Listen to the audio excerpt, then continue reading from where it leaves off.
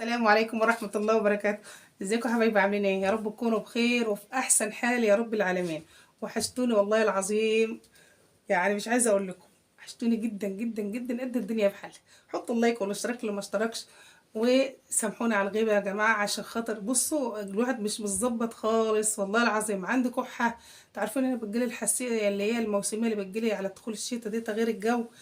فكحه بقى، مش عايزه اقول لكم تعب بقى ما يعلم بالله ربنا. فرحت كشفت وباخد في العلاج لسه والحمد لله. فمحتاجة دعواتكم والحمد لله يا جماعة. وحشتوني والله العظيم، والكاميرا وحشتني ووحشت كل حاجة معاكم. ربنا يديمكم نعمة في حياتي يا رب. هتعملي ايه النهارده يا اميره؟ انت في المطبخ النهارده؟ قلت اما اصور معاكم بقى، ما طبختش معاكم من زمان، وحشتوني في المطبخ بجد. فيلا نشوف هنعمل اكل ايه مع بعض. وازيك يا حاج؟ اهلا يا حاج، يا السلام مرحبا. عليكم، الحمد لله على السلامه. يا مرحبا. وحشتوني يا جماعه والله. تعالوا كده نشوف هنعمل اكل ايه مع بعض على البوتاجاز كده مع شوف بعض. انت بقى من العصير بقى مع الحاج نفسك بقى بقى انتوا عارفين تخصصه سلطات وعصاير. ومع نفسه. بسم الله الرحمن الرحيم. عندنا 350 ولاعة ماشي، بس ما فيهمش ولاعة. خد يا معلم. فاتطلع لا وماسك لي ولاعة في ايده، وما اعرفش هو بيشرب سجاير ولا مخدرات ولا الراجل ده بتاعه بالظبط، مش فاهم. خد يا معلم. عملت كده بقى، لا انا قلت يابا خلاص. ولاعة بس ايه. لكن انت معاك ولات حلوه اهو. هنعمل مشكله ولا لا؟ حط بقى ايه الحلة تحت كده بس عشان خاطر لو فيها ميه ولا حاجة. الشيء داخل بقى وقف في المطبخ ايه تقول لك بس تبقى حلوة بصراحة، هتبقى حلوة. عندنا البوتاجاز بتاعي غيرت له العيون دي كلها من ساعة لما غيرت العيون، وهي بتوريني السواد في ايدنا. نحط بقى الطاسة هنا وقيت على الحلة هنا، يبقى ايه ايدينا كده في كذا حاجة. نقيت بقى على الزيت، نحط شوية زيت كده في الحلة. بسم الله، شوية زيت اهو. نعمل أكلة عندنا هنا بنموت فيها، وشوية زيت هنا اهو، حاجة كده بسيطة برضه. حلو الكلام لحد كده، حلو الكلام. معايا بقى نص كيلو من لسان العصفور، ده نص كيلو من لسان العصفور اهو. واضح يا حبايبي؟ هفضيه في الحل. الاكله دي بناكلها على يومين، وبندوق الحبايب كمان عشان خاطر هي بتفرق كتير بصراحه يعني. ومعايا نص كيلو من الشعريه، بس الشعريه محطوطه في كده السمره ليه يا حاج؟ عارف حتى لو ولا حط لي كده وانا اقول يعني. ادي الشعريه، نص كيلو من الشعريه، يبقى نص لسان عصفور ونص ايه، ونص شعريه. نفضهم كده في الحله اللي فيها شويه زيت، ونقلب بقى ايدينا فيها، ايدينا فيها على طول، عشان خاطر مفيش حته واحده تبقى لون ودي لون، يبقى كله بلون واحد اهو. حلو الكلام. عايزه تحط حته زبده حط، انما انا بكتفي بالايه، بشويه الزيت، عشان هقول لكم دلوقتي احنا بنحط ايه تاني عشان ما تبقاش سمينه والموضوع ايه يتعبنا. شويه الزيت كده، والحاج هيتولى بقى هو مأمورية الايه، التقليب. برضه لازم نستعين بيك. مش هتاكل؟ تشاركني في اي حاجه. سؤال، مش هتاكل؟ شوفي بقى. ايوه. معايا هنا بقى شويه الزيت اللي انا حطيتهم دولت. معايا هنا بصلايه صغنونه، والاحمر ده انه شط مولع، وده انه فلفل ماشي. نحطهم كده في الايه، في الطاسه بتاعتي. بسم الله.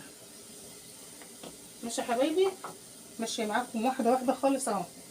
يبقى الطاسه دي حطيت فيها شويه من اللهم صل على محمد، شويه من الزيت، وحطيت فيهم ايه بصلايه وقرن فلفل وحته شطه صغيره كده لو حابه، ومش حابه خلاص. ماشي يا حبايبي. نزود النار سنه كده، ونحط سنه زيت كمان صغيره خالص. نشاط. تعالى بقى عشان خاطر تقلب لي اللسان العصفور ده، عشان ما ايه، ما بحبش انا، لازم ياخد الدرجه بتاعته وتبقى ايه مظبوطه كده. ماشي. تيجي انقله لك الناحيه دي. يا ريت والله. ماشي. شيل الحله دي خالص من هنا بتاع الطاسه دي من هاتها هنا. هاتها هنا. الحاج بقى يتولى ايه المهمه. المهمة بقى بتاعته دي. وهنا هنقيد على الزيت ولا وطي دلوقتي؟ لا مش وقت دلوقتي. طيب ماشي.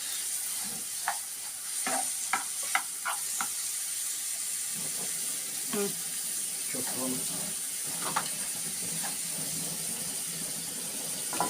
هنحطها على العالية هنا. انتوا عاملين ايه يا حبايبي؟ وحشنا والله العظيم. بصوا حبايبي، عدم ان انا بصور اولا يا جماعه هو فيه حسد في الموضوع، عشان نبقى صراحه كده مع بعض. طبعا مش منكم انتوا، طبعا بتحبوني، واللي بيحب حد عمره ما بيحسده. في ناس حقده، وفي ناس بغل، وفي ناس بتكره البني ادم وبتتمنى له زوال النعمه. في ناس بتكره البني ادم وبتتمنى له زوال النعمه. فربنا يبعدهم عننا يا رب، ويعني ويخلي حقدهم كده لنفسهم. عشان خاطر بجد انا عمري ما باذي حد والله العظيم يا جماعه. عمري في حياتي لا انا ولا جوزي عمرنا ما اذينا حد. عمرنا كده ايدك فيه على طول من تحت لفوق رشاق. احنا بقى يا جماعه والله العظيم والله العظيم ما بكذب عليكم. من الصعب ان انا واقفه معاكم دلوقتي. يعني هتقولوا لي ازاي؟ هقول لكم ما عدتش والله العظيم. بصوا عليها يعني قايمه الفجر عماله بتعمل اطبخ واحشي واعمل كل والله حاجه. انت ما تصوريش ليه؟ تقول لي ما بقت الكاميرا بالنسبه لي مش عارفة. شيء صعب خالص. ايه يعني الموضوع اللي مش عارف؟ مش عارفه. وانا كده كده ما انا قاعده. طب فتح الكاميرا يبقى صعب عليا يا ربي؟ والله العظيم يا جماعه في حاجه في الموضوع وحسد وما يعلم به الا ربنا. فربنا يا رب يسترها علينا وعليكم وعلى السامعين جميعا يا رب، وعلى اللي بيحبوني وبيحبوا اميره وبيحبوا لها الخير. ربنا يكرمهم دنيا واخره يا رب. واللي بيتمنى لي الشر ربنا يقعده له.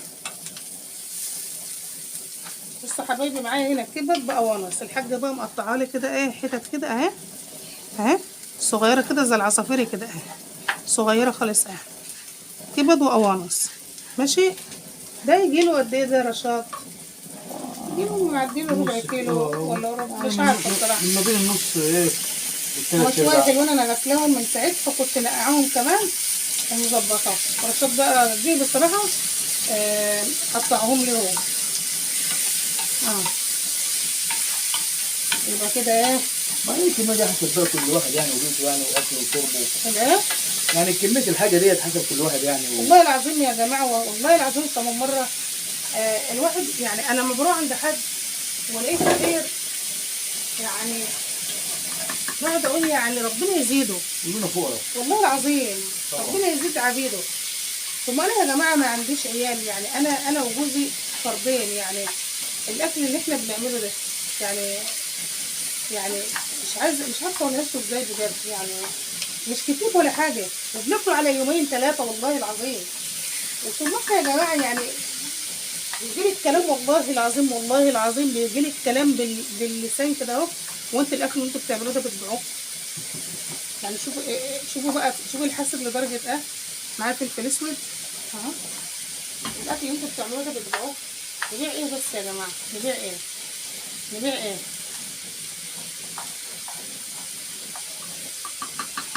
حطيت الفلفل وشويه من الكمون شويه من الكزبره. ما تزعلوش مني والله الكلام مش موجه لكم خالص والله العظيم. انا بقول لكم عن الاقليه اللي بيكرهوني.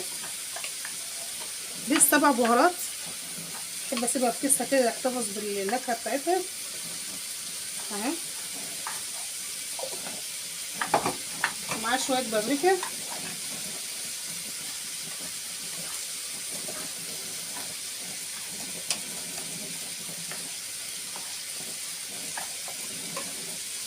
وحطيت كمون وكزبره وفلفل. كمون وكزبره وفلفل والسبع بهارات وشويه بابريكا.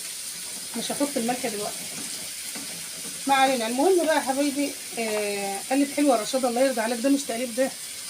امال ده ايه؟ لا. المهم حبايب قلبي فلما يجيلي الكلام كده انتوا بتدوقوا الاكل ده، طب انتوا بتودوه فين؟ هروح ايه يا جماعه؟ وانا لما اكون ببقى عامله مثلا وركين ولا صدرين ولا ورك وصدر ولا مثلا اما ببقى عامل بكر البط ده انا بعمله اولا عشان خاطر نصور بيه حلقه كده، في نفس الوقت بناكله على يومين، على 3 ايام. اه والله العظيم ساعات براضي مثلا حبايبي اي حد جه عندي البيت برضه يبقى فيه اكل. انما هبيع الاكل اللي احنا بنعمله يا جماعه؟ في ناس ربنا يكرمنا فاتحه بيه مشاريع عادي، ما فيش مشكله، انا ما بقولش حاجه والله، لكن انا ما ببيعش. وقلت بدل المره 100 مره مستكترين علينا اللقمه اللي احنا بناكلها. انتوا بتبيعوا الاكل اللي انتوا بتعملوه ده، اكيد بتبيعوه، مش معقول الكميات ديت وبتاكلوه. ايه يا جماعه، في ايه يا جماعه؟ الله المستعان. ربنا يعين كل واحد على عيشته وايده. يا رب يا رب يعين كل واحد على حاله يا رب يا رب. معايا بقى ورق لوري للست المصريه، اي برطمان يفضى عندها يحبوا يشتريه. والله والله بجد. ده بتاع كل اي بتاع برطمان، الكاستر. اي برطمان ليه عوزه. ليه عوزه؟ اغسل وعين. برطمانات الجيلات اللي هي الصغنونه دي عندي يجي 30 علبه. عيناهم وتقول لي برضه هنستعملهم في نعوزهم في اي حاجه. ممكن فيهم اي حاجه، جلد انابيب. بس بصراحه بتنفع عظيم، بتنفع يا جماعه. اخلي بقى الايه الكبده بتاعتي تشرب الميه بتاعتها دي خالص. بصوا يا حبايبي، الاكله ديت بنحبها هنا في الافراح، الارياف. بتبقى في الارياف هنا بتبقى جميله، بس بتبقى باللحمه بتاعت الكبده بتاعت البهايم، مش الكبد والقوانص. بس اللي متوفر عندك بقى بتعملي. في افراح تعملها كده وكده. والله والله في بيعملوها كده هجيب مرقه دجاج برضه احطها عليها. كل ده انا بظبط الكبده ليه؟ عشان خاطر هحطها لسه على الرز، او اسمه الايه، لسان عصفور ده بنسميه بعد كده رز بقى. نحط واحده كده من مرقه الدجاج، لو مش حباها خلاص، هي بتطعم الاكل بصراحه. شوفوا انا مش راضيه افصل معاكم الفيديو عشان خاطر ايه؟ وحشني. انتوا وحشني والله العظيم. ربنا يبارك لي فيكم جميعا. بصوا يا حبيبي، تنتني ايدي فيه وانا واقفه اهو. الحاج سابولي وراح يعمل هو العصير، تنتني واقفه كده وانا ايدي فيه، ما سبتش ايدي خالص، لانك لو سبت ايدك ولا سهيتي كده وعملت حاجه بتلاقي خد على طول لون تاني، واحده تنحرق وواحده تبقى بيضه، ما بيبقاش حلو. شايفين اللون عامل ازاي؟ وطفيت على الكبده خلاص بقى، خدت التشويحه بتاعتها تمام، وايه ومية مية الموضوع. املي لي ميه بقى يا حاج. شايفين انا بحبه اغمق سنه كمان عشان خاطر بس ايه يبقى حلو. معرفش، ما بحبش الفاتح او كده. خلاص اهو الكبده بتاعتي شايفين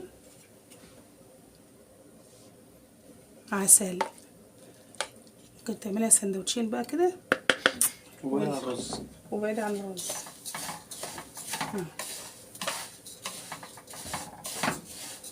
ننزل بقى بالكبده. بسم الله. ماشي يا حاج. ننزل بالكبده كده مع البهارات كلها اللي احنا حاطينها، والورق اللوري ومرقه الدجاج. تاخد لها تشويحه كده مع لسان العصفور والشعريه. فضي بقى ميه هنا كده، ميهمكيش بتغلي او ميه ساقعه عادي، ميهمكيش.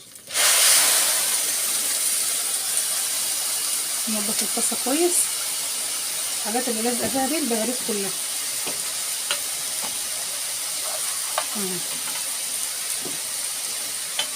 نيجي بقى على الطاسه ده عشان خاطر نحمر البطاطس ووراها البانيه. عامله برده شويه بانيه كده. خدي حاجه مقطعاهم انا والله لوحدي، ما استنيتش الحاج بصراحه. والله العظيم كنت مره عملتيها بقى قلت لك انا اللي عاملاها. انا اللي عاملاها. بصوا حبايبي، في ناس ما بترضاش تحط الكبده مع لسان العصفور وتستنى لما لسان العصفور يستوي يحطوا الكبده كده على الوش بعد ما يغرفوا. واخدين بالكم معايا؟ انا ما بحبش الطريقه دي، انا بحب الكبده تدي للسان العصفور طعم. واخدين بالكم معايا؟ بحبها تديله طعم.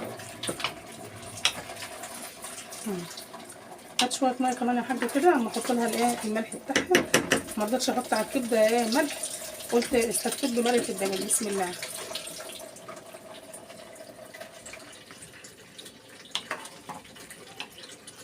ساعة لما تاخد لها غلوتين كده بنوطي عليها بقى ونسيبها ايه تستوي على نار هاديه. هات كده يا حاج. بسم الله. ماشي يا حاج. شكرا. كمان؟ لا شكرا. تاخدي كمان، تاخدي كمان يا بنتي، خدي كمان شويه ملح ميه. كمان. بس كده سيبها بقى تاخد لها ايه السوا التمام. ولقيت بقى على الزيت عشان احمر شويه بطاطس ونحمر البانيه. البانيه بتاعي اهو، ده صدر الفرخه انا اللي مقطعاه يا جماعه والله. اهو شايفين التقطيعه، ومطخناه مش عاملاه رفيع، لا مدخناها اهي. اهو حطيت ليه ايه، حطيت هنا ايه بقى، حطيت صويا صوص، وحطيت التوابل اللي موجوده عندي كلها، وحطيت لما توجد عندك دبس رمان حطيه برضو، انما بصراحه خلصان من عندي. وحطيت التوابل والصويا صوص، اللهم صل على محمد. عندك كاتشب حطي، معلقه صلصه حطي، شويه زبادي حطي. لا انا حطيت استكفيت بالصويا صوص والتوابل. لسه هكسر عليها بيضه وبعدين نحطها في الفيجيتار. ماشي يا حبايبي. حمرت البطاطس اهو، تعالوا بقى نطلعها كده. بسم الله. ورشاد يا جماعه بيعمل طحينه، الاكله دي بتتعمل معاها طحينه يعني. الراجل دوت دايس في اي حاجه كده. بسم الله. الراجل ده يجنني. اه والله العظيم. فيها بطاطس واحده ممكن نتصل. صحيح. اه والله واحده وقعت بقى بس مشكله بقى. خلف الانقاض. كل حاجه عندنا معوقه. شايفين البتاع والطاسه عندي بقى بصراحه هي ديت اللي بتطلع لي بطاطس حلوه، اللي هي ايه محروقه دي. نوطي النار شويه بقى عشان خاطر ايه نعمل البانيه.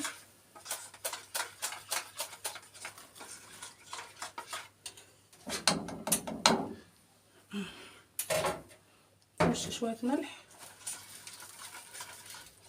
شويه كمون، شويه فلفل اسود كده بقى تاكلي شويه بطاطس مقليين مش عايزه اقولك. سيدي ويا عيني ويا ريم. هنا كسرت بيضتين على البانيه اهو، كسرت بيضتين ماشي. ومعايا هنا الايه الفيجيتار. ماشي يا حبايبي. ناخد سنه كده وناخد بقى البانيه ده. الفيجيتار دوت ايه يا اميره، اللي هو يا حبايبي ده اللي هو اسمه كريسبو مصر. ده اسمه كريسبو مصر، ما بنجيبش اللي هو المقاطعه التانية. بسم الله. ده بيبقى طعمه حلو برضو. بسم الله. كده كده الزيت بقى اللي هو بتاع البانيه ده بيترمي بقى. بعمل منه يا جماعه الصابون اللي هو الشمس. لو حابين تعرفوا الطريقه اكتبوا لي في الكومنتات. ولا هو ما انا بقول لكم نسيت التصوير ونسيت كل حاجه. ليه بقى؟ والله اللي عايز يعرف طريقتي في الصابون اللي هو الشمس اللي هو بتاع زمان ده اكتبوا لي وانا اعمله لكم ان شاء الله. انا عاملاه عندي والله العظيم روعه. تعملي بايه يا اميره؟ هقول لكم بعمل بايه. لو اي بقعه بيطلعها. ساعات ببشره وبعمل منه الصابون السائل اللي هو اللهم صل على محمد، اللي هو بتاع المواعين ده. البريل. عامله بيه شويه بريل اهم والله ملهمش حل. لا احط كمان واحد، كمان واحد عشان يبقى التاني ده دور بقى كمان. اوكي. بس كده. اغسل ايدي بقى. تعالوا بقى نقلب لسان عصفور. احنا بنسموش بصراحه لسان عصفور، بنسمينه رز طباخ يعني. بنقول عليه هنا كده في البلد عندنا رز طباخ، لان ده اكتر حاجه مشتهره عندنا يعني في الافراح وكده. شايفين والله العظيم يا جماعه الريحه بتاعته خطيره. لو هنا وشمينها شايفين بيبقى مفرفر كده ومفلفل ويبقى زي العسل. ملهوش حل. يبقى بقى مع الكبده وكده يبقى يا سيدي ويا عيني ويا ليل. استوى بقكم بصراحه. هو خلاص استوى كده، هنطفي عليه بقى اما نحمر البانيه. خلاص استوى، بياخدش وقت اصلا على البوتاجاز. حط عليه خلاص اهو. سيب البانيه بقى يتحمر. انا عليت عليه النار، كنت حاطاه النار وكنت موطيه الاول عشان خاطر الزيت كان سخن قوي. وبعد كده بنعلي النار عشان خاطر القشره بتاعته اللي بره دي ما تتنطرش منه. تقليبه كده، ونيجي بقى ان شاء الله نقدم الاكل مع بعض. خلاص كده يا حبايبي، غرفت بقى. تعالوا بقى كده شوفوا الجمال بتاعنا ده. احلى طبق لسان عصفور بالكبد والقوانص. حابه تعمليه بلسان عصفور بس مش عايزه تحطي شعريه زي ما تحبي. شايفين بفلفل الزن يا جماعه؟ شايفين؟ وكلاته كبد بقى بقوانص بقى، يا سيدي ويا عيني ويا ليلى. سكر كده يستاهل بقكم بجد. وادي البانيه بتاعنا اهو. شايفين انا عامله البانيه قد التخنه اهي، تخيل ما شاء الله يعني. ودي بقى اللي هي الحتتين بتوع الكتف دمت بالجناح، تحرقوا شويه بس برضو هيتاكلوا. وادي الطبق التاني. وعامله انا اللي عامله الليمون ده في البيت يا جماعه، انا اللي محدقاه. ده مش عايزه اقول لكم طعمه عامل ازاي والله العظيم، اخر حبه اصلا في البرطمان. وبطاطس بقى وسلطه، والحاجه عاملين عصير جوافه على ايه؟ جوافه بس ولا جوافه على ليمون؟ على ليمون. هذا الغدا بتاعنا يا جماعه، ربنا يديمها نعمه يا رب ويحفظها من الزوال ويطعم كل جائع يا رب.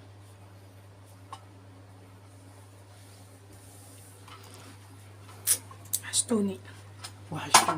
حاجة رشيدة نغنيها ورد بقى. حاجة رشيدة انت شفتوش. حبايبي بص يا حبايبي بقى، شوية رز طباخ زي ما بنقول عندنا هنا في الأرياف. سمعنا كده في البلد عندنا نقول عليه رز طباخ بصراحة هنا يعني. شايفين الكبد بالقوانص بقى بالشعرية بلسان العصفور. سم الله. بسم الله.